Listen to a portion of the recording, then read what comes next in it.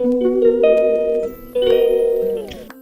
Everyone, welcome back to my channel life of Pragati. कैसे हैं आप सब?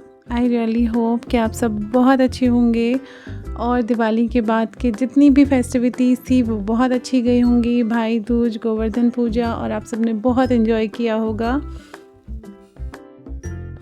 तो यहाँ पर हो गया है दिवाली का नेक्स्ट डे, और नेक्स्ट डे भी हमारे यहाँ पर बढ़िया एकदम दिए वगैरह जलाए जाते हैं।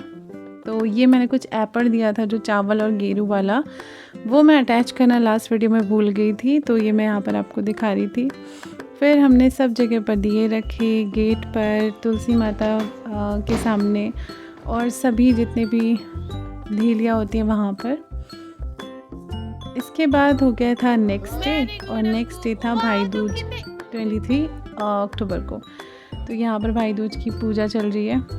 अक्की कभी भी ढंग से भाई दूज की पूजा नहीं करने देता है, पता नहीं उसको तिलक लगाने से क्या प्रॉब्लम होती है, वो कभी नहीं लगाने देता। तो बड़ी मुश्किल से उसका पूजन किया शुभी ने। यहाँ पर फिर शुभी ने मनन को मतलब टीका लगाया और उसको चूड़े चढ़ाए। ये मेरे दादा हैं, बड़े दादा। तो दादा और भाभी लोग आए थे, बच्चे आए थे दोनों। तो मैंने फिर सबके सर में रखे चूड़े, ये दादा के सर में, फिर भाभी के सर के साथ भी रखे थे, उनके सर पे भी रखे थे, बट वो मैं शूट नहीं कर पाई, कोई था ही नहीं वहाँ पे हमको शूट करने के लिए।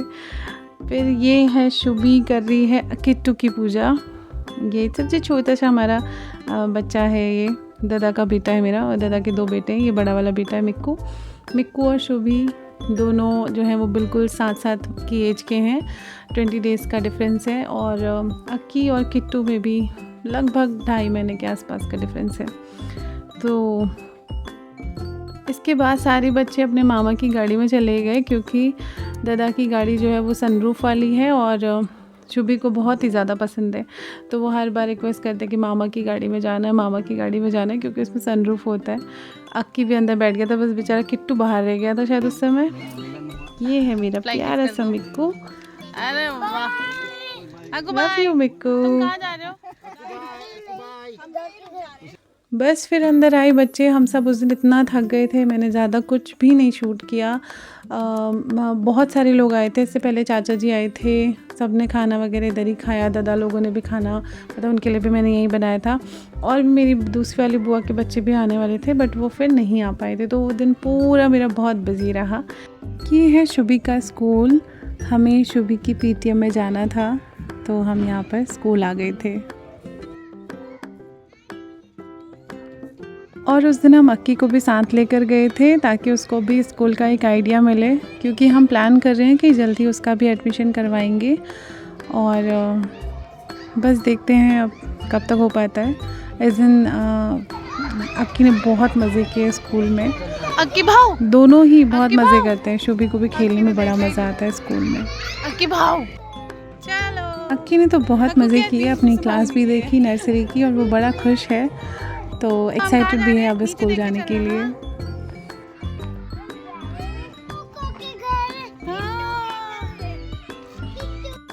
फिर हम वहीं से निकल गए थे गौला पार्क के लिए।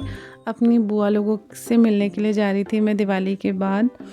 तो ये हम फिर काठगोदाम के रास्ते जाती हूँ ज़्यादातर मैं, क्योंकि मार्केट वाले जो रास्ते से जाना होता है ना, उसमें थोड़ा ट्रैफिक ज़्यादा रहता है, और मतलब बात तो बराबर ही पड़ जाती है। काठगोदाम वाला रास्ता थोड़ा ज़्यादा लंबा है, बट ट्रैफिक नहीं मिलता, तो वो मेरे लिए इजी पड़ता है, तो मैं वहीं से जाती हूँ ज़्यादातर। और अक्की को आज हम स्कूल इसलिए भी लेकर गए थे, क्योंकि हम प्लान कर रहे हैं कि मे बी बहुत जल्दी हम उसका एडमिशन करवा दें, क्योंकि उसको अब 3 इयर्स कंप्लीट हो गए हैं। अब बहुत ज़रूरी भी है उसके लिए थोड़ा सोशलाइज होना। पढ़ता तो है वो, बट लिखना नहीं चाहता है, तो मैं चाहती हूँ कि स्कूल जाकर थोड़ा सा उसमें चेंजेस भी आएंगे। और ये बहुत ही सुंदर सी हमारी लोक नृत्य है, छुलैती बोलते हैं उसको, या छोलिया बोला जाता है। तो उनकी यहाँ पर फ़ोटो या क्या कहेंगे मूर्तियाँ बना रखी है, जो बहुत सुंदर लगती हैं। और काठगोदाम पहुँचते पहुँचते तो पहाड़ बहुत ही नज़दीक दिखने लग जाते हैं। ये गौला पार्क के पास वाला एरिया है। ये तो अभी प्रॉपर काठगोदाम ही है।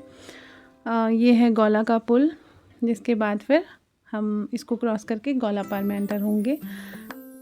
तो यहाँ पर हम सबसे पहले पहुँच गए थे मेरी पुष्पा बुआ के घर। ये है उनका प्यारा सा कोको और ये बहुत ही क्यूट है, बच्चे इसके साथ बहुत खेलते हैं। अक्की तो इसको बहुत पसंद करता है, लेकिन उस दिन पता नहीं क्या हो रहा था, अक्की और इसकी बड़ी लड़ाइयाँ चल रही थी।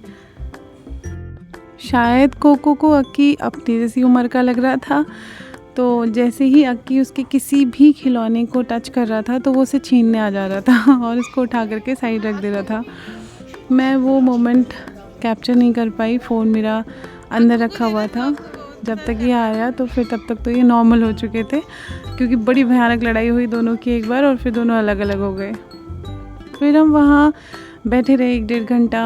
बुआ तो मेरी इतनी ज़्यादा खातिरदारी करती है ना सभी की, तो बहुत सारा कुछ बुआ ने खिला दिया।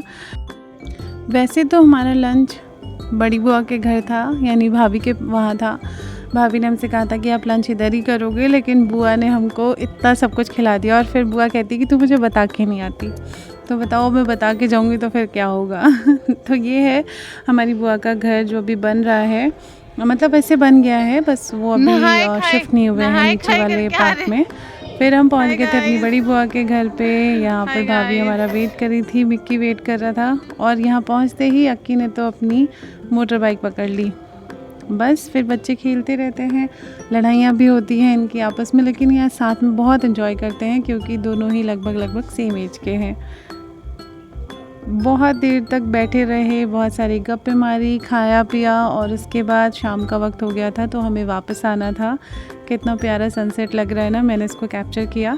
ये वाली बुआ के घर से भी ना बहुत ही सुंदर पहाड़ दिखाई देते हैं। तो गौलापार के नज़ारे बड़े खूबसूरत हैं जो जनरली हल्द्वानी में नहीं नज़र आते हैं। यहाँ पर हम आ गए थे एक दूसरी जगह पर। एक्चुअली ये एक छोटा सा प्लॉट है जो हमने बाय किया है। यहाँ पर एक छोटा सा प्लॉट मेरे भाई का है, फिर थोड़ा सा हमारा भी है, थोड़ा मेरी ननद का भी है। तो इस तरह से एक थोड़ी सी मतलब जगह है जो मतलब हमने ली है। तो यहाँ पर ना हमने थोड़े टाइम पहले बहुत सारे प्लांट्स लगाए थे, बहुत सारे लगाए थे, लेकिन उसमें से बहुत कम ही सरवाइव कर पाए हैं। कुछ एक अमरूद के पेड़ बचे हुए हैं, एक फ्लावर का बचा हुआ है, बाकी तो सब ख़त्म हो गए, बट हम फिर से लगाएंगे। और यहाँ से भी बड़े खूबसूरत नज़ारे दिखाई देते हैं। फिर हम सब आ गए थे घर की तरफ और बहुत अच्छा रहा पूरा दिन, हमने बहुत एंजॉय किया। ये कुछ हल्द्वानी की सड़कों के नज़ारे हैं। और बस घर पहुंचते पहुंचते शाम हो गई थी और घर आने से पहले हमको मिल गया था एक सरप्राइज़। तो उन्होंने सोचा था कि रहेगा, लेकिन हमको पहले ही पता चल गया। तो मेरी सिस्टर और मेरा भाई दोनों घर वापस आ गए थे, तो फिर हम उन लोगों से मिले और बस खाना पीना खाया और रेस्ट किया। तो इसी तरह से गुजरे हमारे कुछ ये दिन। आई होप कि आपको ये व्लॉग अच्छा लगा होगा। अगर अच्छा लगा है then please do like share and subscribe to my channel. Thank you so much. Bye everyone.